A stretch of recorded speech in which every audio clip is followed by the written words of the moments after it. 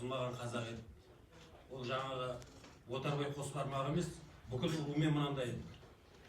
Енді қазір осы Қазақстанға келгеннің алды 20 жылдан асып кетті. Қазір жастарымыз Құдайға шүкір бар, бірақ енді ата-ананың тәрбиесі үйде аз болып отыр да көпшілікке.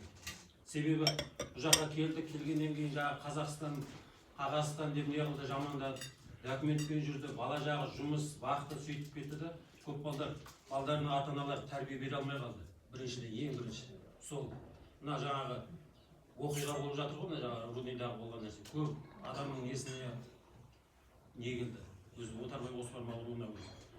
Енді арамыздан айтпаған мен сырттай айтып отыр ғой, естіп жүрдім. Енді жалғыз енді бұл жерде Отарбай Қосбармаққа айтылатын әңгіме емес. Мысалы, құда жекжатыңыз бар, қыз алғансыз, ағайыныңыз бар, соларға да ескертілу керек та, көп нәрсе айтылу керек. Енді видеоны да естіп жатса өздері не қылады. Енді ең бірінші жаңағы баланың тәрбиесі отбасынан басталады дейді ғой, сол өзіміздің семьямыздан, жанұямыздың басынан бастауымыз керек. Жаңағы қысқа киім кимеу, күндіз түні жаңағы уақытында жаңағы көшеге кеттім, қазір жорама барып келем деген көбейді қазір. Қазір қарап отырсақ, мен білем, енді өзімнен бастап айтайын, қазір үйдегі баламыздың өзіне ақыл айтсақ, қазір шамалы не қылады. Ауылдағыдай емес, біздер өстік, Құдайға шүкір.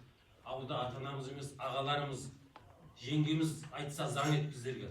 Болды, шықпайсың ба, шықпайсың, бармайсың ба, бармайсың, болды. Қазір қиын болып кетті. Сол үшін ең бірінші тәрбиеден бастайық, өзіміздің ұрпағымыздан, баламыздан. Сол менің айтайын деген. Барлығыңызға сәттілік, осы ұзағынан болсын, осы танысып, жиналып, осы құрамыз дегеннің өзіне Алла тағала міне бүгін сәтін салып не қылды ғой, міне жан жақтан келіп жатыр. Рахмет ағайындарға. Сол барлығыңыздың отбасыларыңызда той-думан мереке болып, соларда қызметте жүрейік. Тойларыңызға, қуаныштарыңызға ортақтасып, ағайын бұдан да мықты араласа берейік. Рахмет, Allah razı olsun. Енді